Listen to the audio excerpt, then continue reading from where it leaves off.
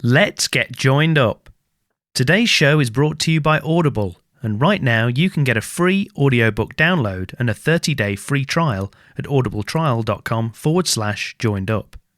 There's over 180,000 titles to choose from for your iPhone, Android, Kindle, or MP3 player. So thanks for tuning in to the Joined Up Writing Podcast, a regular show about all things writing, including interviews with authors, screenwriters, and key figures from the publishing industry. Plus loads of hints, tips, and inspiration for all creatives. You can follow us on Twitter at JU Podcast, leave a quick iTunes review, or just tell a friend.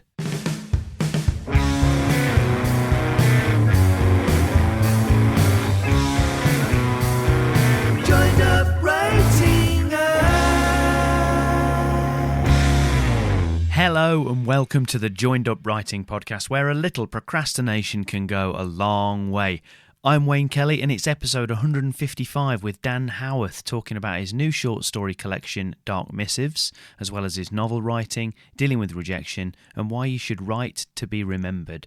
Before we get to that, it's time for my regular update, and I'm ecstatic to report that it's finally happened. I've got my mojo back. I've written every day for the past week, and more importantly, I've enjoyed it. I'm actually excited about returning to the page each day. And do you want to know the really crazy thing? The project I've been working on? It's Safe Hands. You know, the novel that I thought was dead in the water, the book that I've been moaning about for months and that's been trapping me in this strange psychological quicksand where I want to abandon it forever, but every time I try to think about something new, I get sucked back in. I mentioned last week that I'd even tried to write a short story and couldn't manage to get more than a few lines out.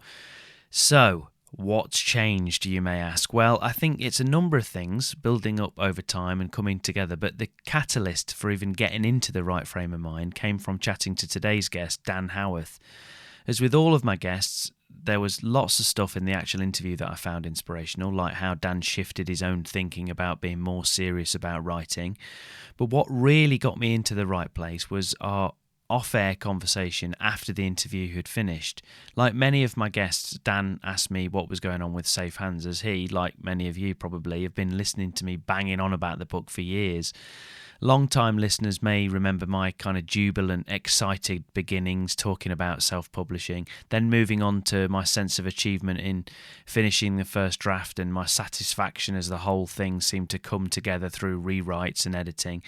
Then you had the optimistic start to my submissions journey, and finally, months later, my uncertainty and self-doubt after a bit of rejection and constructive criticism.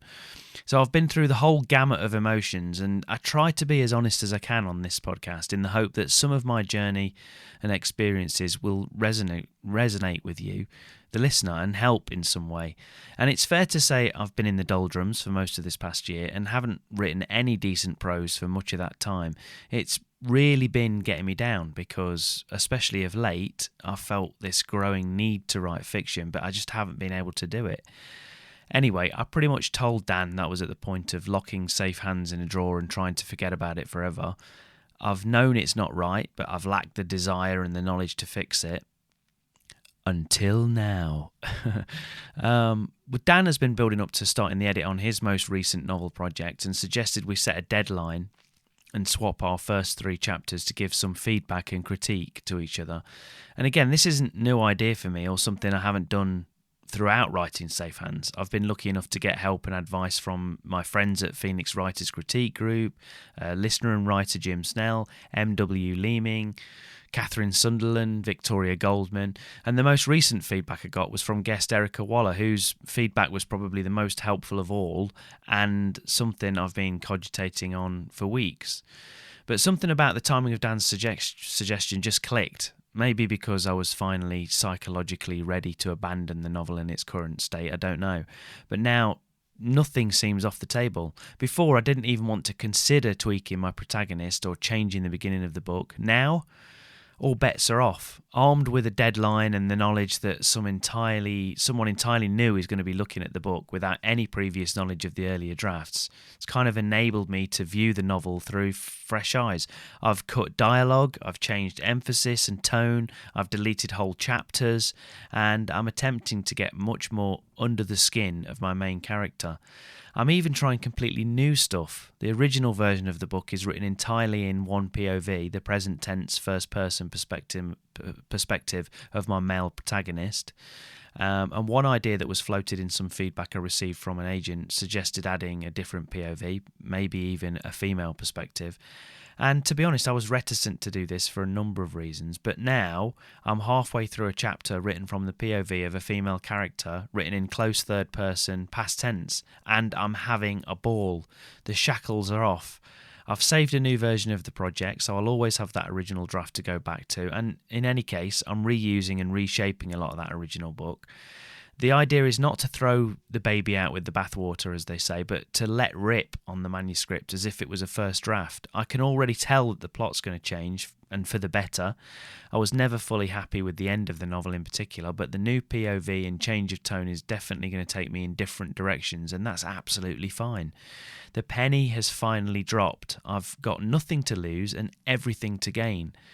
And so when I finished my chat with Dan, I put the deadline into my calendar with this kind of vague feeling that I would probably be reluctantly opening my manuscript a few days before it comes that deadline comes around, which is June the 12th, and then sending him a barely altered version of the text, kind of last-minute homework type thing.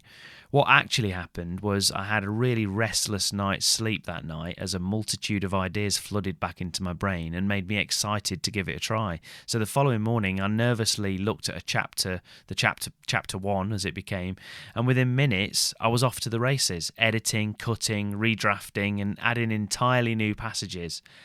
Wow, I haven't felt like this for probably 18 months, and I don't think I fully appreciated just how much I've been missing writing like this. So thank you again to Dan for his offhand suggestion, but also thank you to everyone else who's kept me afloat along the way, and a big part of that is everyone listening to this now. This podcast inspires and motivates me creatively, hopefully as much as it does you guys, and it gives me the privilege to talk to some amazing people. It also keeps me honest and it makes me accountable, even if it still takes me a long time to get back to being productive. Okay, this has turned into a much longer intro than I wanted it to be, but I wanted to tell you what a positive impact getting back to the page has made to me this week, and to counteract some of this negativity I've been laying on you week after week. And as if all that positivity wasn't enough, my football team, the amazing Leicester City, have just won the FA Cup for the first time in their history. So let's just say things are good, and hopefully you can hear that in my voice. And hopefully you guys can have a good writing week, and you can get back to the page, and you can be inspired and get that feeling back and that buzz. I also want to thank those of you who've taken the time to email me with your kind words and offers of support. Jim Snell, as ever, always has words of wisdom, and it's just great to have him checking in regularly. And this past week, I've also heard from writer and regular listener Chris Platt, who writes for fun, and he's got loads of stories on Booksy.com, where you can find him under the name CT Platt. Thanks for your kind words, Chris, and it's good to hear that you find the podcast useful.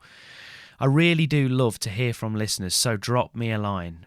I try to reply to every message, and it genuinely, even if I can say it, it's genuinely brilliant to hear what you're up to, what you think works or doesn't with the show. You can tell me that as well, or if there's anything you'd like to hear more of in future episodes. And the best way really to do that is to do it via email, and that's wayne@waynekellywrites.com. But you can also tweet me if you want, and that's JU Podcast, or Mr. Kelly to you if you want to do it to me direct. Or you can drop me a line on the Facebook page. Also, don't forget to join the email mailing list, which is at joinedupwriting.co.uk. It's dead easy to do, takes seconds, it's totally free, and you'll even get a couple of downloadable goodies when you sign up, as well as being the first to hear about upcoming shows and events or whatever. I don't spam you, I don't send loads of stuff. It's only when there's a new podcast that drops or if there's something in particular to tell you. Right, okay, finally, let's get to today's interview with Dan Howarth. So Dan is a writer from the north of England. His words have featured in numerous publications, both online and in print. Most notably, a number of his stories have featured at the Other Stories podcast, where they've been downloaded over 100,000 times. He's also co-edited 3 themed anthologies with James Everington, and his excellent first short story collection, Dark Missives, is out right now. So enjoy the chat, and I'll pop back at the end for a sign-off. Joined up writing. Okay, Dan, thanks a million for joining me on Joined Up Writing. Really appreciate it. So why don't you just start off just giving us a sense of where you're speaking from and tell us how things are going at the minute. Hi, well, thanks for having me, Wayne. As you know from kind of our conversations, I've been a big fan of the show for a while. So, this little fanboy moment for me, really, kind of being on the show, which is great. At the moment, I'm sat currently in the top room of my house on Merseyside. As you can probably tell from my accent, I'm not a Merseyside native. So, being a Mancunian living on Merseyside, you do kind of learn something about horror and darkness, really. And that in itself does feed somewhat into my work. So at the moment I've just released my first book, a collection of short horror stories called Dark Missives. It's not the first book I've written, but it is the first one that I've released. So there's a big kind of back catalogue that I'm still sitting on, waiting to find homes for those novels and novellas that have been squirreled away and kind of stockpiled for the future. So that's about the summary of it at the moment. And kind of debut author, just getting the feelers out there, really. Yeah, it's great. Well, I've already read the first few stories, and the book definitely lives up to its title, and it's got a great atmosphere, and it's a perfect title, Dark Missives. So, what made you kind of want to put the collection together, and why do you think you're so kind of drawn to horror and the darker side of life? Well, starting with the collection, I guess.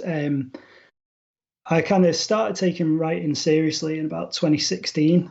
So I'd kind of always written before then in various forms. I was part of a writing group, and I think whilst I was one of the people who was doing probably more writing than some there, I still wasn't really doing enough. Mm-hmm. So I was kind of calling myself a writer, and at one point I was co-hosting a writing podcast as well, but probably wasn't really doing as much writing as I was probably leading myself to believe that I was. This sounds familiar. This sounds familiar to me. It's tricky to balance so many priorities, though, isn't it?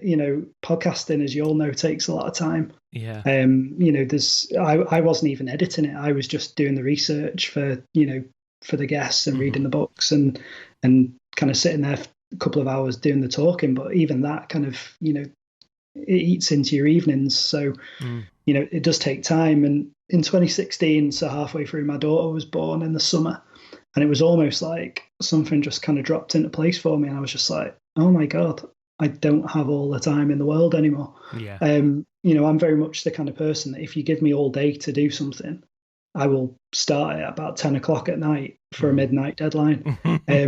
So my hours and my minutes became very compressed very quickly. And oddly enough, that's what helped me to start really putting the hammer down for writing. So I kind of forged a regular routine. At the time, I was lucky enough to have an office with a library literally over the road. So it would get to 11:59. That'd be it. I'd log off, backpack on, laptop already logged on and ready to go, run over the road to the library, sit down, and 12 to 1, there was no phone, there was no emails, there was nothing.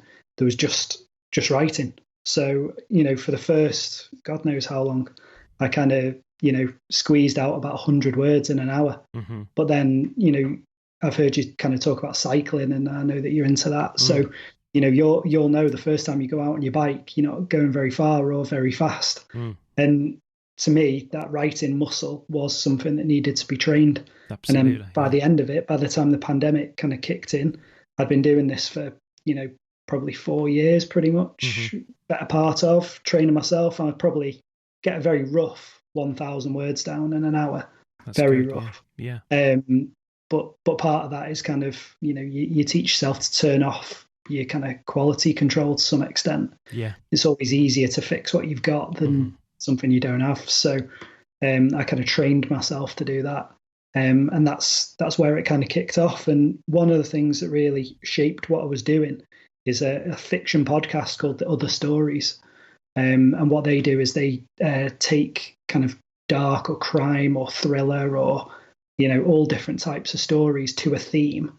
And they make a 20-minute podcast out of people's stories. So the word count is 2,000 words. So I kind of looked at that and thought, right, well, in reality, that's kind of 2, 3, 4 days writing. I can get those stories, I can start submitting to that. Mm. I think that's what kind of, I'd always liked kind of horror fiction or dark fiction, really, crime fiction, thrillers, something with an edge to it, really. And that kind of really shaped where I was going with short stories. I started getting them together a lot more regularly, a lot more in a focused way, because the themes change on that podcast very regularly. So I was kind of writing stories for all different types of themes. And that made me kind of explore how to get the brain working in terms of, right, how can I make a horror story or a dark story about the theme of war? How can I make one for secret messages and things like that? So it was almost giving me ideas on a regular basis as well. It's like having a regular writing prompt. Yeah, pretty much. And I don't think I can really express quite how like formative writing for that podcast at times has been for me, because it's just gives you such a focus. So I think it was 2018. I'd written quite a few short stories by that point, but that's when it really kicked in. And what I was aiming to do was kind of write a novel a year and then write short stories around that. And some of the short stories found homes at the podcast, some found them elsewhere, and then there was a few left over. So I wanted to get into indie publishing this year to start getting something out. You can only write so many books and leave them on your hard drive before you have to, get a physical book together and get it out. So I decided to start in terms of indie publishing with the short stories, which is where Dark Missives have come from this year. Yeah. And you mentioned that about the indie publishing side of things, and you've done it kind of through your own label, Northern Republic. So is this your first time you've had a go at indie publishing, and how did you find it? Yeah, that's right. So it's the first time I've had a go. It's been a mixture of kind of adrenaline rush of getting something out there, which has been a brilliant feeling, and also utter terror at quite how much there is to learn about it as well. Yeah. I think almost like writing advice itself, you've got to be careful where you go for your self-publishing advice and your indie publishing advice. Now, I've been quite lucky because there's a few people within the horror community in particular who I've been able to speak to. So there's a guy called David Moody, who is one of the kind of the key protagonist really in the self-publishing story when it comes to horror. He's the author of books Hater, Autumn. He's brought those out, and he was giving his books away for free in like 2002 or something, where as word files really. And he broke the mold. He's given away and sold tens of hundreds of thousands of his own books. And he's got his own label, which was the inspiration for Northern Republic. So he's done Infected Books, through which he releases all of his books. So I've, used that. So it's, it's coming out as a label. It's coming out from Northern Republic rather than, self-published under Amazon. Yeah. You put in your distance between yourself and your work, which I think in some cases offers a bit more kind of, professionalism almost to the finished product. You've got a publisher's website. You've got a logo. You've got a finished product that, if you take care over it and you get the right help, looks good and looks professional and is something that you can take pride in. So, it wasn't an easy journey. And I think I've taught myself some skills, and I've kind of lent on the expertise and knowledge of others as well, it has to be said, to kind of guide me through. And I think the physical copies have finally started coming in, and, they're looking great. The one thing that I definitely would advise if anybody was going to go into indie publishing, unless you're an awesome graphic designer, find somebody good to do your cover, because that's the bit that makes or breaks the book, and that's the bit that draws the eye. And if that's People not up do to scratch, judge a book by its cover. Yeah. Oh, absolutely. Absolutely. It is that old cliche, but it's there for a reason. And the only real money that I spent on the book bringing it out was on the cover. And that was money well spent. I feel like a lot of people have given compliments over the cover, which I obviously gratefully receive, even though all I did was employ it. Yeah, but that's half the thing, though, isn't it? So if you would, obviously it's your first one. So if you were starting bang again tomorrow, starting another one, what would you do differently? Do you think, or what do you think you've learned along the way? The formatting, I think, is the key thing that I've struggled with, really. I'm not, even though I work on a computer every day, this is a brand new skill set for me. The formatting of stuff. Now, you can do quite a bit of it through Kindle Create, which is good. But again, everything comes with a learning curve.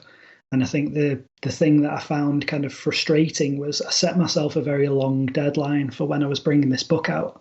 So I effectively kind of set myself 6 months aside of spare time to get it into gear. But even then, I still needed help with the formatting for the for the paperback version. For people kind of giving it the once over on their e-readers and stuff like that to make sure that everything looks okay. I had a significant amount of help with the formatting, and I think just understanding that actually it's not just about writing the book. All of these other little tasks eat into your writing time, and I think at first perhaps I found that a little bit more frustrating than perhaps I should have. But you've got to have a plan for how you're going to market your book. You're going to have a plan for how you format and how you prepare your book. You've got to work to the deadlines of others. So, your cover artist, you've got to make sure that they've got enough time to do what you need to do. If you're going to get reviews in place for release day, you've got to work to the deadlines of the websites that are going to review it or the media outlets that are going to help you. It takes a lot more planning, I think, than perhaps I first thought. And I kind of learned that very quickly as I was going through the process of, right, I can't just do this on this date. I need to make sure that X, Y, and Z fall into place so I can get that review, so I can have that artwork ready, so I can launch it, on this particular date. There's a lot of background work, I think, that goes into this rather than just writing a book, copying it over and pressing play, which I think is what Amazon want you to think. And if you want to, release a book that nobody ever sees or buys, you can do that, but it's probably not very well, not very highly recommended. What sort of lead time do you think you need from the time that so in terms of working backwards from like release date? So you mentioned, because again, that's something that a lot of people don't even think about, because a lot of the time, especially if you're traditionally published, it's basically you just hand it over to somebody else and they kind of take care of a lot of that other stuff in terms of, trying to secure reviews and different bits and pieces. I know they expect you to do some of it, but they've kind of got a lot of contacts and things. So when obviously you're indie publishing, you're kind of having to pull in all these favours yourself and try and speak to people and your little network of people or whatever. So what sort of lead time do you think is realistic for people if they're thinking about indie publishing? I mean, I'd say you can, if you're organised and you know who you need to speak to, then I think you could probably turn it around in a couple of months if you have a fair wind. I mean, I'll name drop a couple of people here because they did significantly help me, and I think that's fair. So, cover artist, there's a guy called Luke Spooner. His company is Carrion House, and he turned the artwork around very quickly. He's extremely busy because he does a lot of covers in the kind of horror and dark crime genre. He probably turned it around 2 to 3 weeks tops. Yeah. And to be honest, he probably could have done it quicker, but I think it was my first time working with a cover artist and I wasn't hugely decisive in terms of what I wanted. I gave him a very wobbly brief, really, which probably wasn't fair to him. And I think if I'd have been clearer in my instructions, that probably could have turned around quicker. So that was a couple of weeks. In terms of the formatting, I have a friend called Paul Stevenson who has his own publishing company, Hollowstone Publishing, and he did the formatting for me. Now, he was doing that on the side of his day job and his own publishing, which he's doing. So I was kind of begging a favour from him. And when you're doing that, it's kind of unfair to ask too much. So he turned that around as quickly as he could. If I was doing that myself and teaching myself, that would have taken an awful lot longer to get it as polished and professional as he did it. So that's probably another month, perhaps, trial and error. Certainly another 3 weeks, perhaps, to teach myself, particularly with a paperback, because you have to get it into a PDF format, which is, as we all know from dealing with PDFs, are extremely difficult and annoying to work with on a regular basis. And then the reviewers as well. So, various sites, some, for example, turned their reviews around extremely quickly.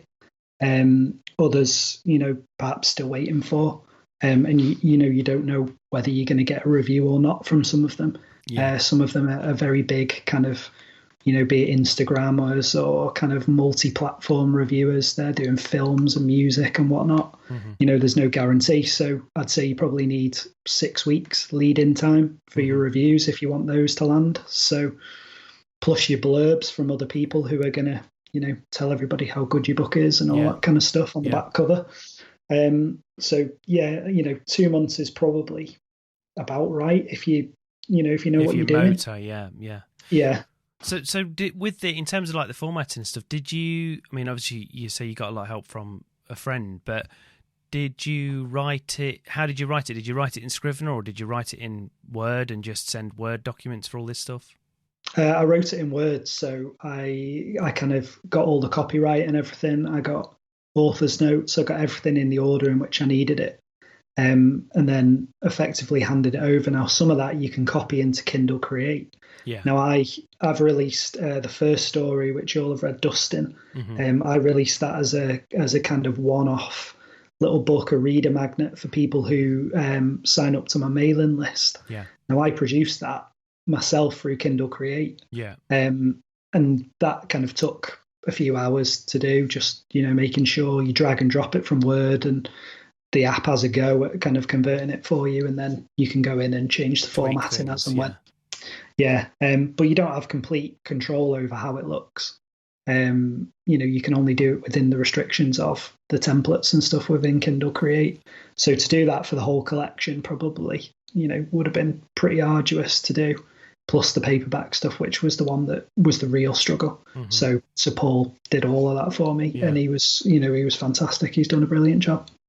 See, Scrivener, I mean, I haven't had to format anything really. I mean, when I was subbing my book, I formatted it to a certain extent when I was sending it out, but it was more like as a PDF or whatever, but not really something that would work properly in a Kindle and all that, although I did mess about with doing it for myself.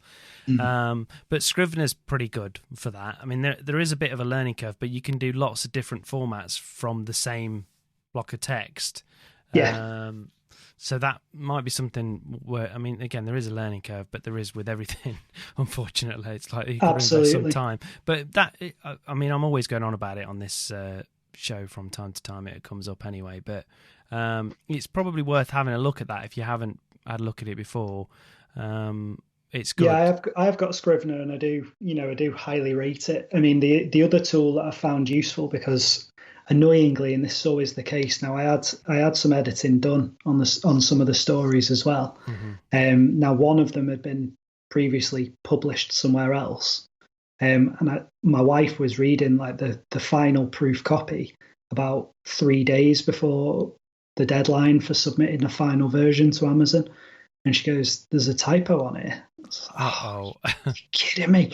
So I downloaded Calibre, which is a free ebook maker, and went in and fixed it on the ebook. And thankfully, I was able to download a free version of Adobe to go into the PDF version and make that change. But if it was anything more complicated than that, I don't think I would have been able to do it in time, to be honest. It is. I think that's something that I wasn't really prepared for, or wasn't. I don't know. Maybe I was going to say maybe I wasn't warned about, but maybe I didn't do my research enough. I don't know. It's tricky. There's a lot. Yeah, there are. I think there are a lot. Tough. Yeah, there are a lot of things to learn for definite. I mean, I've heard a lot of people. Again, I haven't done it myself yet, so I can't really say. But I've heard a lot of people talk about Vellum. Is it Vellum? That again, it's like. I mean, it's expensive from what I gather, but that's kind of really high end. You can do multiple formats and different bits and pieces with that.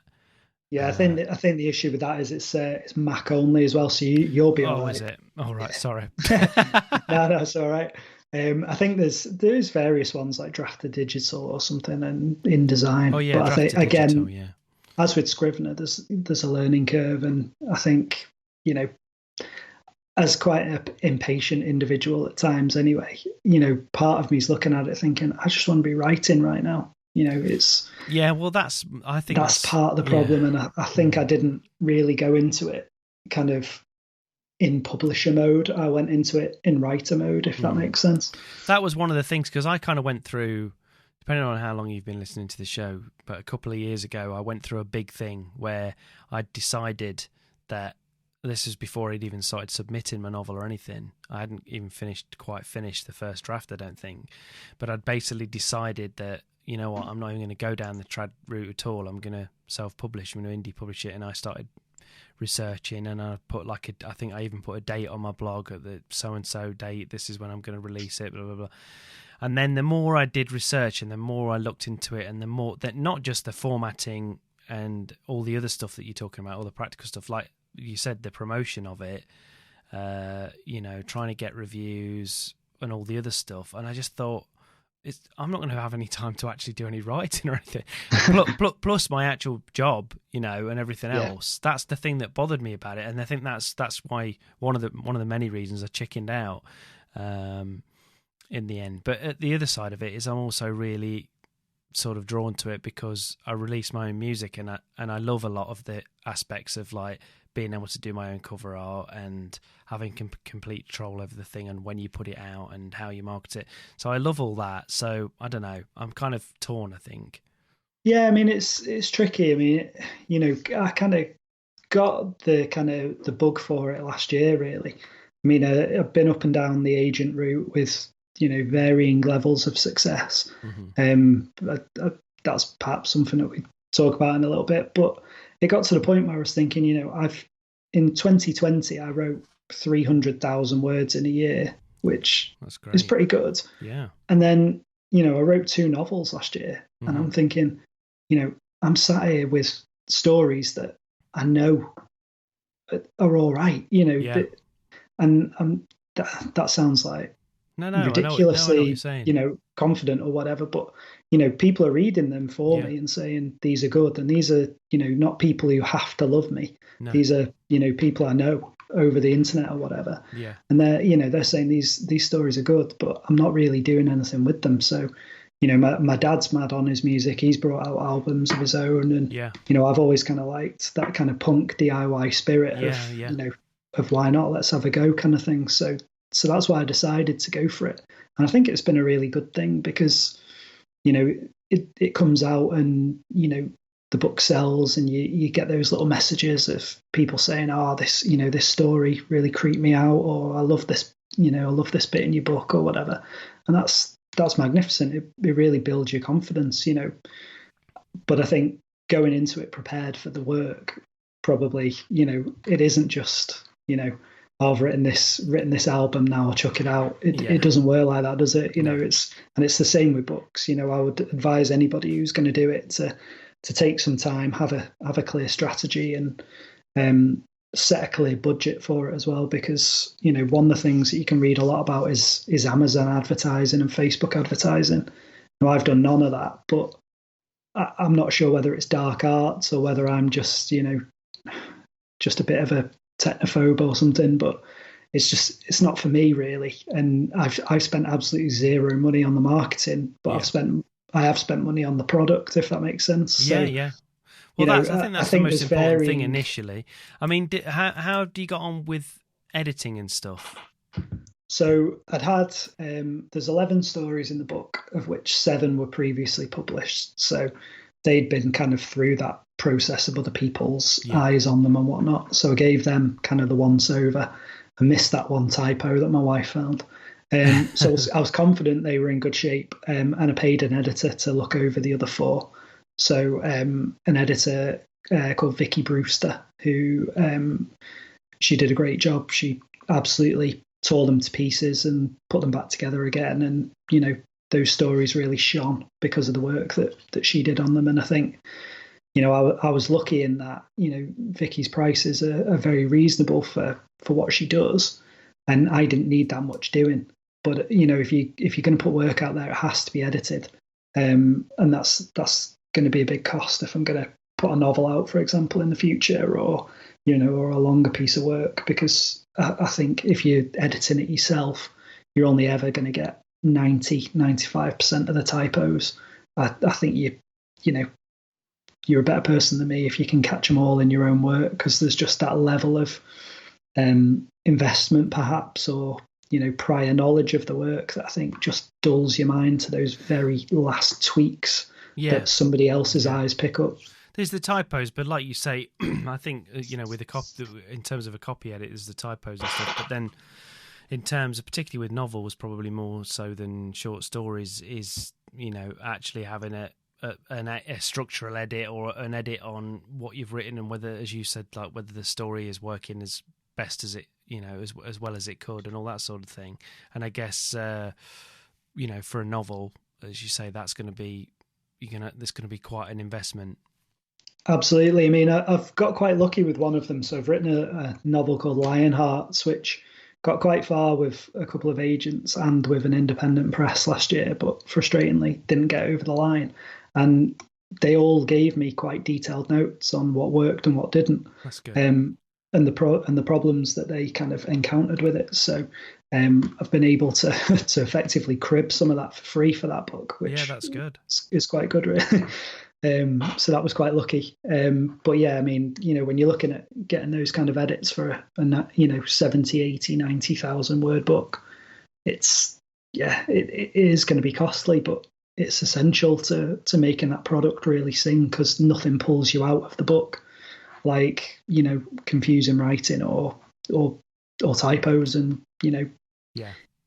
incorrectness or contradictory stuff, where you go, hold on, wasn't he called Steve in the last chapter? Or And I think we've all, depending on how much indie stuff that you've kind of looked at or that you've found or been, and I do get sent stuff from time to time with either people wanting to come on or whatever, but unfortunately there is a lot of stuff that does go out and it's obvious it's not really been looked at by anybody except the author, and even then not particularly well. I mean, you get a lot of stuff, I've seen stuff literally the first 1 or 2 pages, there's like proper mistakes on there. And as you say, writing might be half decent, but it just totally, you just think to yourself, well, if you couldn't be bothered, that's kind of how I look at it. It's like, if you couldn't be bothered to look at it lots or get somebody else to look at it or just check that sort of thing, then why should I be bothered to read it, unfortunately? Yeah, exactly. And I'm the type of person who takes pride in the things that I do, whether it's, job, writing, whatever it may be. You want your things to be the best, in terms of the best that you can do. And I think that's important. So, I'm sure there'll be an eagle-eyed reader who goes away now and reads a book and goes, oh, I found this or whatever. Well, fair play to you. But, I know I can sit here now and say that I've done my absolute best to make that book the best it can be. Yeah, absolutely. So, I guess that's all you can do, isn't it? Yeah, absolutely. So you mentioned there, you talked about the book that you kind of got quite far last year. Tell us a little bit more about that, and tell us about that experience and how you found that as regards submitting it and stuff. Yeah, so that book's called Lionhearts, which is my 3rd novel that I've had a go at. So the first one was called Round Here, which was like a straight up horror novel, supernatural horror. And that will forever remain buried in that form, I would imagine. It wasn't a good book, but it was a learning book. Yeah, it made a good learning curve for me, really, as I'm sure you found with Safe Hands, in that feeling when you finish a book is like, I've just written like an entire novel. Exactly. Yeah. And I'd love to know like the stats of people who have ever started a book or have said they're going to write one, who have actually just finished the first draft of one book. Because I'm sure me and you must be in the top. Well, that's it. Yeah, percent of people who have ever said that in their lives. And and even people that have finished novels, how many things have you actually started, and not finished? Even if you have finished one, the chances are you've probably started 2 or 3 other ones and not finished them. So absolutely, it's hard. It's hard. Yeah, definitely. So that taught me a lot. And then I wrote second book. So this is where I sound like I just can't decide what kind of writer I want to be. Join the club. The next book was Nobody Wins, which is a football related novel. So it's about a young lad who's going through the youth system at a big club, and he kind of, they have a change of structure and management, and he begins to question whether football's what he wants to do with his life. And there's big kind of problems with his dad. His dad's really pushing him, but he doesn't kind of see his son as a person. He just sees him as like a commodity, really. So that was kind of my comment on money in football and stuff. So finished that one off, sent it around to agents, and somebody asked for the final, the full manuscript, and that didn't get picked up, which at the time I was like, I didn't realize kind of how common it was for an agent to ask for a full manuscript and then not take you on. So I was kind of like checking my email like every 30 seconds thinking, this could be it, this could be it, this could be it. And it wasn't. And I'd kind of made my peace with it by the time the agent came back, and that was kind of okay. And then that's kind of bounced around a couple of indie publishers. But I think football fiction is a bit of a hard sell, because people either see it as they're not interested in football, so they don't want to read it, or it's that kind of hooligan football stuff, which, I'm sure is fine for the people that enjoy it, but that's only one aspect of the game. And I think there's, sports in particular can make comments on life. That's why they're so popular. I think it's. I was thinking about this earlier. I think to a certain extent there is a bit of an issue with male targeted fiction at the minute. I mean, and it's easy for like two, middle-aged white guys to say this, but I'm not saying that I don't think there's any getting published or anything like that. But I think if you think back to, like, say, Fever Pitch, say for example with Nick Hornby, obviously that's in the background to that is totally about football in one aspect, but then it's also about fathers and sons and bloke not growing up and all the rest of it. But obviously there was sort of Nick Hornby and there was Mike Gale, who I think is still writing stuff, Mike Gale. But I sort of remember that in the 90s I had a sort of phase where I was really into, and when I first started writing, trying to write books, when I was sort of late teens, early 20s, that was the stuff that I was writing. It was like that, the stuff that I never finished really, but it was in that kind of sensitive, kind of a bit jokey, self-effacing, a bit touchy-feely, but it's still kind of very much aimed at blokes. I would say. I'm not saying that women wouldn't read it, but I think women probably would read it because there was the touchy-feely emotional aspect to it. But like now, there doesn't seem to be as much of that type of stuff, and it seems to be very much like, well, I mean, the stats are, I think, something like 70% of people that read fiction are women anyway, so that's a big thing. Obviously that's a big driver for traditional publishers. Then if that's 70% of your audience, then that's kind of, that's who you're going to tailor most of your stuff to, which is totally understandable. And the stuff that seems to come out for blokes that's kind of explicitly aimed at blokes is kind of, your Andy McNabb types, SAS, all out action type things. That seems to be it is, and like you say, and I think that probably the perception is if you do something now that's kind of football themed, you're thinking, okay, well that's aimed at football fans, and then you immediately think, and I know this is a massive generalisation because I love football and I read and I write and everything else, but you go football fans, they probably don't read a lot of fiction. I think that's probably the issue. That's probably what people will say, but I don't know whether that's borne out in any actual real world stuff or not. I don't know. I sort of think of my brothers and stuff. I've got a couple of younger brothers that are really, really into football, like even more than I am, and neither of those really read fiction. And even if I said it's they would read, like, say, The Secret Footballer, a non-fiction. Yeah, that's it. But I don't know whether I could get them to read a novel. Yeah. I don't know. I don't know. That's the kind of that's the difficulty with it. So I think it's just finding, but like most of these things, they're not really your problem. I mean, they are your problem because it's your book and you're trying to sell your book, but really it's a marketing problem rather than. And that's exactly, what I was going to say next, really. And I think the problem was not only the football, because it wasn't, it wasn't a last minute winner here or, an overhead kick there. It wasn't really pitch based. It was about the boy and his dad. And part of the problem from the saleability, and this is what the agent said when he came back, he said, I don't know. And he said, and I don't think you know whether this is an adult book, but it probably won't sell. But he said, the way you've written it is for adults, although a YA book would have a protagonist who's 16. So, I'd written kind of a book that's in between the two things. So with the YA protagonist, but written for adults, if that makes sense.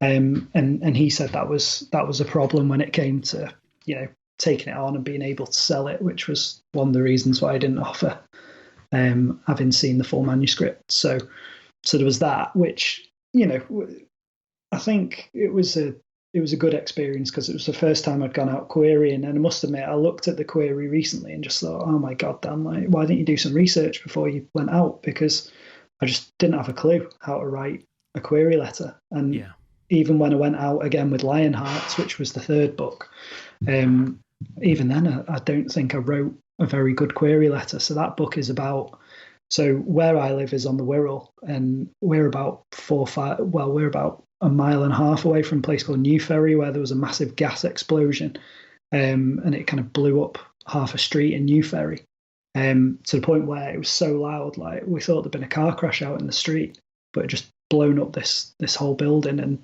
thankfully, I don't think anybody was killed, but quite a few people were seriously injured. Mm-hmm. And that kind of, it really marked that town. Like, it's, even now some of those shops haven't been rebuilt.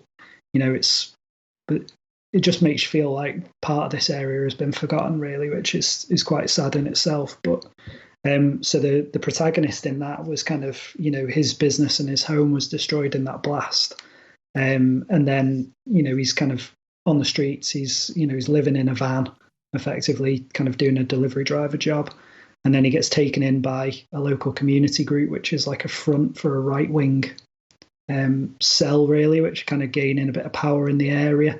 So that was the kind of premise of it. It's, he gets kind of pulled in. He kind of can't say no because he's got no other options. But at the same time, what he knows he's doing is wrong. So it's kind of a This Is England style. Yeah. Style story, kind of American History X as well was a big influence on that. And that was written like in the first person, and that was such like a jump in terms of when I look back at the difference between those two books, the second and the third. This book was so much better. It was unbelievable. Like, just from writing every day, you could see, like, the way the character came alive was a bit better than in Nobody Wins. So again, that got through to full manuscript with an agent, and then they said they'd taken on something that kind of had a similar voice, so they didn't want to try and sell these two books together at the same time, which is fair enough. And then it got through to full manuscript and vigorous going over with two independent publishers as well, and they didn't take it for various reasons. I think it was a bit violent for one of them, right? And I think the other it maybe wasn't kind of quite crime or thriller enough for the other, so it just kind of slipped between the cracks. So I think if I've got two more novels which need editing, but I think Lionhearts, this one will probably be the one that will be the first full novel that I bring out myself. That's where we'll be going with that one, I think, because I think I've exhausted every possible agent or independent publisher. So, I think, it stands up. It's, it's a decent book. It's a good story. It sounds like a great premise as well. I think I don't know. I'm not sure if it's quite the right climate for it. I mean, it's, it is a bit on the nose. It's not a pleasant thing to have to write about. There's a bit, the guy kind of falls in with people who are obviously racist and xenophobic, and that's, he's not. And it's an ugly thing to confront. But I felt that because of the way some of the politics in this country are going, it felt like something that needed confronting. And I'm glad that I wrote that, because I feel like it's me saying no to those kind of politics, if that makes sense. Well, yeah, and you're saying about it not being the right time, but there's another argument for saying it's exactly the right time. So, it might be a good time to get it out there. Absolutely. So I've got two more novels to edit, and I'll be trying agents with both of those in the future, I think. Absolutely. So, you kind of obviously mentioned at the beginning, you talked about how you started to try to find time for writing, and part of that was like using your lunch hour and stuff like that. But in general, how do you fit it around, your real life? You said you've got a child and stuff as well. So how do you get into the zone when you sit down to write? I think it can be done in a number of different ways. So I used to do it by using music. So there's an app that you can get on Android. I don't know if it's on iPhone, called Coffee with a K. Right. Just let me check it. It's Lofi. So it's LOFFE, and that kind of gives you like ambient noise and kind of lo-fi. Which you've got your own going in the background there, because it sounds like you've got a hailstorm, which we've had all day here. Yeah. It's crazy, isn't it? I've got a skylight in this office, and it is going absolutely nuts on the top of it. So I use this Lofi app to kind of block out the noise of the library, really, to begin with. Because when I was working at my old job, it was a very people coming in to use the computers. It was a public library, so you'd have a lot of chatting and that kind of stuff. Then I moved jobs, and the library opposite is more kind of a studious one, so it's silent.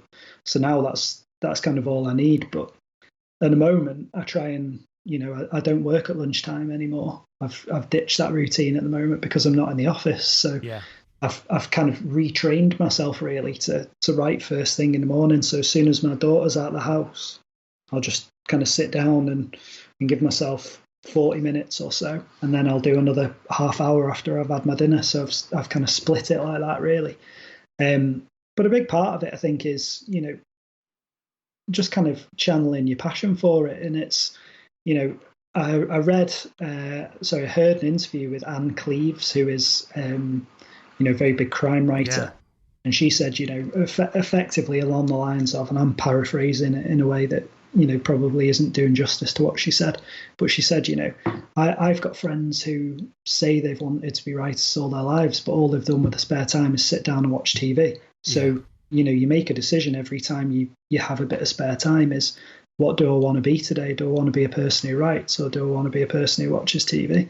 And to be honest, that's what I kind of beat myself with every time I sit down, knowing that I have to write, because do you know what? It's tempting to have your phone within arm's reach and muck about on Twitter or, check your emails or whatever. But ultimately, is that how I'm going to define my time?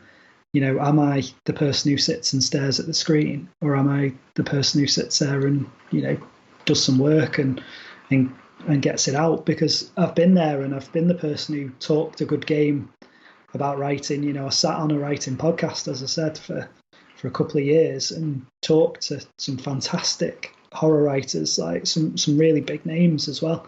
We had Josh Malerman on, and Stephen Graham Jones, other huge horror writers like that. And I've sat there and kind of talked to them about writing, and then the next time I've had the opportunity to write, I've switched on the Xbox or something, and I've kind of convinced myself that that's not good enough. And I don't know if it was having a child has really clicked that into gear. Part of me writes to make her proud. I've given her that book now, not that she can read it all because she's not even 5, but she looks at it, and I say to her, I made this. Daddy made this. It's a great example. And that kind of makes me proud. And part of me wants to be able continue to define myself really as a writer. So every day I sit down, and I have the same temptations and the same resistance as everybody else has of going, do you know what? It's easier to read a book. It's easier to go on Facebook, but it's not as rewarding. And actually, once you get into it, it's not as fun. So I have that conversation with myself every day, the same way that other people do. The only way to do it is to put your phone out of reach and turn off your broadband and go for it, really. Just get down to it and do it. Yeah, if you want to be a writer, you have to write. It's as simple as that. Absolutely. So in terms of so let's take Lionhearts or whatever, for example. So how do you go about it when you sit down to write a novel? Do you plan it out? Do you just come up with, you've got an idea for a central character or a scene to kick off and off you go? How does that go? Yeah, so I'm not really sure kind of how it came about, but I wrote a couple of stories about Amazon, like kind of delivery drivers very quickly in succession. So I wrote Lionhearts, and then a story which ended up in Dark Missives called Expedited, which is also about a delivery driver. So I just kind of had this kind of idea of, I'd watched Taxi Driver, and I was like, what if you had that kind of disassociated individual in a more kind of modern, relevant job that had access to a wide range of people. Like, if somebody wanted to twist that, what could that individual do? And it's like, you kind of go through some of the obvious things of, you know, he could be a killer. He could be delivering packages and shooting people or whatever at the same time. And you kind of discount those. But over time, this guy kind of came to me, and then thinking, you know, it was the mashing of two ideas together, really, because I'd always, you know, I studied politics at university, and some of the stuff that I'd kind of studied was, you know, I always found the kind of insidious creep of right-wing, you know, extreme right-wing politics into people's lives quite fascinating. So I kind of thought, you know, what if you had that guy who had that kind of downtrodden background? You know, he's been forced from his home. What if you married those two things together?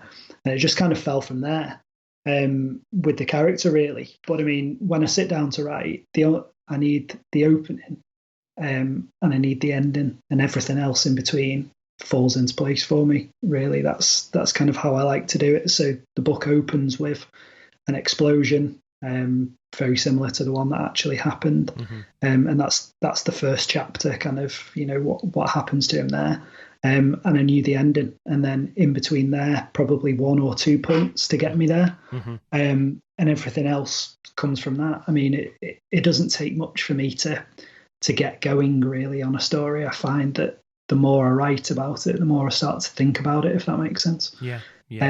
But in other cases, so, you know, for example, you know, Nobody Wins, the football book, that was simply, I'd read an article on The Athletic about a guy who, you know, had been in a decent football team all the way up till he was like 18 or whatever. And then they said, "Oh, sorry, mate, you know, I know you've got no qualifications, but there's no contract here either." And that, you know, I kind of thought, well, you know, what if there were people depending on him, or what if there were people forcing him to go that way when he didn't actually want it? And that the idea kind of generated from there. So I think once I've got the ending and the opening, you know, it's just a case of, right, I need to do 1,000 words today, and that's that, and off I go. And I make sure that, you know, I get that done. And I think once you've got it done, you kind of look back and think, oh, there's a bit of a dead end in the plot here. But I always just force myself to write through any complications that I come across, really, and then fix them afterwards. I find that's the healthiest way to work for me, really. Yeah. So you don't hang about, you don't sort of start second guessing yourself as you're doing it or anything like that? No, the only time that ever seems to happen is when you get right to the end and you go, oh, I've nearly finished this. And then you go, but is it rubbish? Which I think is natural for everybody. But I mean, I'm a firm believer that momentum helps when you're writing. You know, if you're writing in fits and starts, doing 1,000 words one week and, you know, leaving it 3-4 weeks and then coming back to it, it's harder. I mean, you know, I'm doing 1,000 words Monday to Friday. And, you know, if I start on it, you know, if I pick up on a Thursday ready to do my words, I know what I've written the other days and the story's fresh. Yeah. You know, if I'd leave that 2-3 weeks and come back to it, I'm going, oh, why is he doing that? And what did I think about this? You know, often what I'll do is I'll leave myself notes in advance as well. So, you know, if I'm writing chapter 2 and then I think, oh, well, that'd be good if this happened later on, I'll just leave myself a note and weave it in later on. You know, I find like ideas and words lead to more ideas and words, if that makes sense. Yeah, it does. Yeah, definitely. So as we kind of move towards like wrapping things up, so what would you say as you've been kind of going along on the journey, what would you say has been the most helpful piece of creative or inspirational advice that someone else has given you or that you've heard? Probably one of the most recent things that I've recently read Chuck Palahniuk's book on writing, Consider This. So I've heard a few people talking about that. I haven't read it yet. Yeah, I'd highly recommend picking up a copy. I mean, when it comes to his fiction, there's a few of his books that I've enjoyed. Some, you know, not so much, but that's kind of fair enough. And I'd read a lot of his writing advice on a site called Lit Reactor many years ago, and it ruined me, really, because I think I was very naive at the time. This was long before I kind of had a regular writing routine, and his rules are quite structured and strict, and I think I wasn't mature enough as a writer to really take them on. But he's kind of condensed a lot of those rules into this book, and I thought, you know, I've written 5 novels in that time. I can take this now. So I sat down and read it, I don't think I've ever folded as many pages and made as many notes in a book. Not that I would ever write in a book normally, but there was so much good advice in that book that I was just like, I've got to try and remember this. So what I've done is, and I'm literally looking at it now, I've written some of the rules and some of the key things that are picked out of there onto a whiteboard above where I write. So the key ones, I think, for me, so I'll choose two because somebody else gave me this advice as well, is remove as many redundant words from your sentences as you can. Now, this is one that has in many ways has ruined my reading experience because I used to use crutch words like had and was so much in my writing, and it stops the writing being as immediate as it can be, in my opinion. So seeing that kind of reinforced in Chuck's book kind of really helped me as well. And then the last one, and maybe when you get to the last story in the collection, Wayne, and I hope that you do, is right to be remembered. So he said, people could have a good or a bad feeling from the end of your book, but make sure they remember it somehow. So right to be remembered would be the other one. And that's kind of meaning to, not necessarily write to upset people, because I don't agree with that, but don't self-censor. Write for yourself and write a story that you are going to find exhilarating. Write a story that you're going to find, horrific or, funny or whatever it may be. Make sure that you're leaving that part of yourself on the page. Make sure that people are going to remember your book and it's not just going to be a spine on the shelf.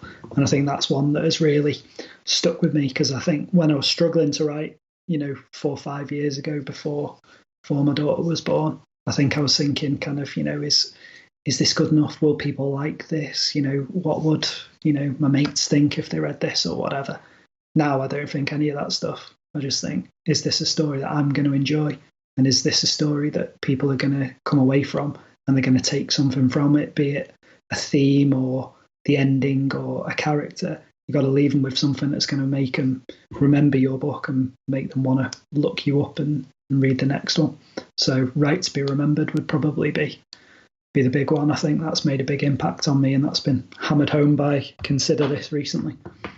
Well, that's great advice, and it's a good place to kind of wrap things up. So why don't you just give us a sense, if you can, of what's up next, but also remind people where they can find more about you and obviously Dark Missives, the book, where they can get their hands on a copy of it. Sure. So Dark Missives is my collection of 11, and I've billed them Northern horror stories. So we're talking kind of rundown holiday resorts, we're talking delivery drivers, we're talking a band with a stalker, all kind of set in the north of England with a kind of, the particular slant. There's a lot of rain, there's a lot of people who are a bit bitter and a bit sour. So hopefully that's a selling point, because that's the kind of stuff I like to read. So Dark Missives is available from Amazon. It's available in ebook and paperback. You can connect with me through my website, which is danhowarthwriter.com, and I'm on Twitter at danhowarth20, which is danhowarth20. And do you know what? I'd love for somebody to drop me a line on the back of this, and let's have a chat about writing. I'm always happy to discuss new books or writing tips, all those kind of things. Just give me a shout and let's connect. That'd be great. Brilliant. Well, that's great. Well, it's been great to chat to you, Dan, but for the time being, thanks for coming on Joined Up Writing. Thanks very much for having me, Wayne. Appreciate it. Joined Up Writing. There you go. Thanks again to Dan Howarth. You should definitely check out his book, Dark Missives, and I'll put all of his links in the show notes over at joinedupwriting.co.uk, or you can find them in the podcast description on whatever device you're listening to this on. That's pretty much it for this week, but don't forget to get in touch with all your thoughts on the show, feedback, and tell me what's going on in your writing world. And you can do that by emailing me, wayne@waynekellyWrites.com. Also, remember you can find the entire back catalogue of interviews on the website. That's a lot of episodes, by the way. It's over 150 full episodes, plus loads of other short ones and bonuses and all sorts of different things, all totally free. And make sure you subscribe at Apple Podcasts, Stitcher, Spotify, Overcast, YouTube, and everywhere else you can get podcasts from, and then you can have the podcast downloaded automatically every time. Also, remember to leave us a nice rating and review, as that helps others to find the show. And please just keep telling people about it. If you just share it online, or you just tell your mates about it, or whatever, that would be fantastic, because that's how we get the word out. Word of mouth is more powerful than anything else. Otherwise, that's pretty much it for this week. So thanks for listening. I'm Wayne Kelly. Happy writing, stay safe, and I'll see you next time.